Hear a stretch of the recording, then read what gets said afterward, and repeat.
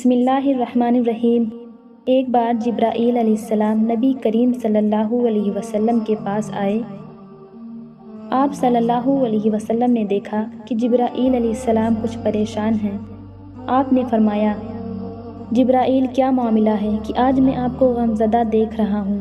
جبرائیل علیہ السلام نے عرض کی کہ اے محبوب، کل میں نے اللہ پاک کے حکم سے جہنم کا نظارہ کر کے آیا ہوں۔ اس کو دیکھنے سے مجھ پر غم کے آثار نمودار ہوئے ہیں۔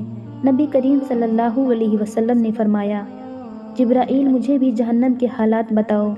جبرائیل علیہ السلام نے عرض کی، جہنم کے کل 7 درجے ہیں۔ اللہ اس میں منافقوں کو رکھے گا، اس سے اوپر والے 6 درجے میں اللہ تعالیٰ مشرک لوگوں کو ڈالیں گے۔ اس سے اوپر 5ویں درجے میں اللہ سورج اور چاند کی پرستش کرنے والوں کو ڈالیں گے۔ 4تھے درجے میں اللہ پاک آتش پرست لوگوں کو ڈالیں گے۔ 3رے درجے میں اللہ پاک یہود کو ڈالیں گے۔ 2 درجے میں اللہ تعالیٰ عیسائیوں کو ڈالیں گے۔ یہ کہہ کر جبرائیل علیہ السلام خاموش ہو گئے تو نبی کریم صلی اللہ علیہ وسلم نے پوچھا، جبرائیل آپ خاموش کیوں ہو گئے؟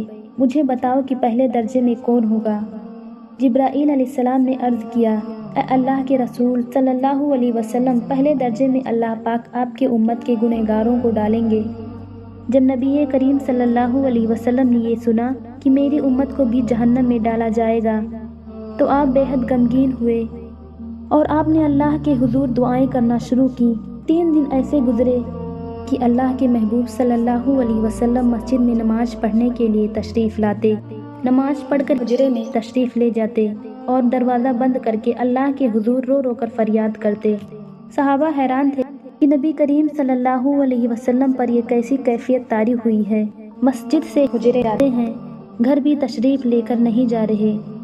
جب تیسرا دن ہوا تو سیدنا ابو بکر رضی اللہ تعالی عنہ سے رہا نہیں گیا، وہ دروازے پہ آئے، دستک دی اور سلام کیا، لیکن سلام کا جواب نہیں آیا۔ آپ روتے ہوئے سیدنا عمر کے پاس آئے اور فرمایا کہ میں نے سلام کیا لیکن سلام کا جواب نہیں پایا، لہذا آپ جائیں، آپ کو ہو سکتا ہے جواب مل جائے۔ آپ گئے تو آپ نے 3 بار سلام کیا لیکن جواب نہ آیا۔ حضرت عمر نے سلمان فارسی رضی اللہ تعالی عنہ کو بھیجا لیکن پھر بھی سلام کا جواب نہ آیا۔ حضرت سلمان فارسی رضی اللہ تعالی عنہ نے واقعے کا تذکرہ حضرت علی رضی اللہ تعالی عنہ سے کیا۔ انہوں نے سوچا کہ جب اتنے عظیم شخصیات کو سلام کا جواب نہ ملا تو مجھے بھی خود نہیں جانا چاہیے، بلکہ مجھے ان کی نور نظر بیٹی فاطمہ رضی اللہ تعالی عنہا کو اندر بھیجنا چاہیے۔ لہذا آپ نے فاطمہ رضی اللہ تعالی عنہا کو سب احوال بتا دیا۔ آپ حجرے کے دروازے پہ آئیں، ابا جان السلام علیکم۔ بیٹی کی آواز سن کر محبوب کائنات اٹھے، دروازہ کھولا اور سلام کا جواب دیا۔ ابا جان، آپ پر کیا کیفیت ہے کہ 3 دن سے آپ یہاں تشریف فرما ہیں؟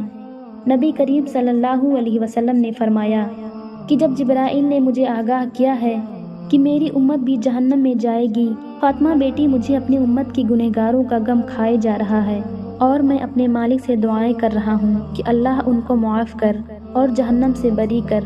یہ کہہ کر آپ صلی اللہ علیہ وسلم پھر سجدے میں چلے گئے اور رونا شروع کیا، یا اللہ میری امت کے گنہگاروں پر رحم کر، ان کو جہنم سے آزاد کر۔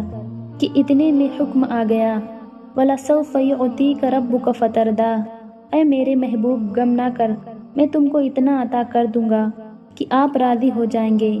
آپ خوشی سے کھل اٹھے اور فرمایا، لوگوں، اللہ نے مجھ سے وعدہ کر لیا ہے کہ وہ روز قیامت مجھے میری امت کے معاملے میں خوب راضی کرے گا، اور میں نے اس وقت تک راضی نہیں ہونا جب تک میرا آخری امتی بھی جنت میں نہ چلا جائے۔